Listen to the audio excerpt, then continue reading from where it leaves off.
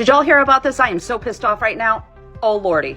So the vice president of Campbell's has come forward and says that people shouldn't be eating this because it's not real chicken. It's like some 3D manufactured fake. Man, the focus that we're putting on this Campbell's Soup story is so misguided. A leaked recording came out as part of a lawsuit where one of the VPs of cybersecurity at Campbell's Soup is yelling about how the company's lower priced soups are, quote, shit for fucking poor people. And then he goes on to make racist comments about Indian employees and spread inaccurate information about ingredients, suggesting that they use bioengineered meats and 3D printed chicken. And it's the last part that everyone seems to be really focused on, even though that's the part that's completely inaccurate. 3D printed chicken is not in our food supply. Lab-grown meat isn't even in our food supply. And if it was in Campbell's Soup, that soup would be so expensive. It's not there. They use chicken meat from chickens. This guy in the recording was not the VP of the entire Campbell's Soup Corporation. He was a VP of cybersecurity, literally nothing to do with food science or ingredients, which is why he clearly knows nothing about the actual ingredients. The fact that people are focusing on the food science misinformation instead of the rest of what he said is so absurd,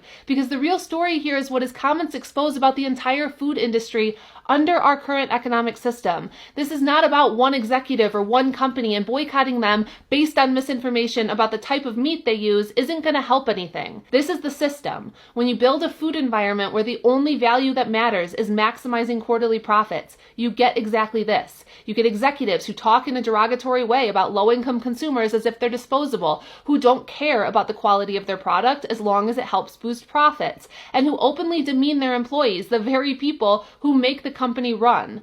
This is what a profit-only model produces when the main incentive rewards this kind of thinking. So if you want to be outraged at that. Be outraged at the system that makes racism and classism and disregard for public health profitable, not at a single ingredient that doesn't even exist in your soup. And if we want this to change, the answer isn't boycotting individual companies based on misinformation about single ingredients social media tells you are bad. It's demanding policies and regulations that change the system and make it more difficult for corporations to profit by cutting corners on safety and quality, exploiting workers, or demeaning the people they serve.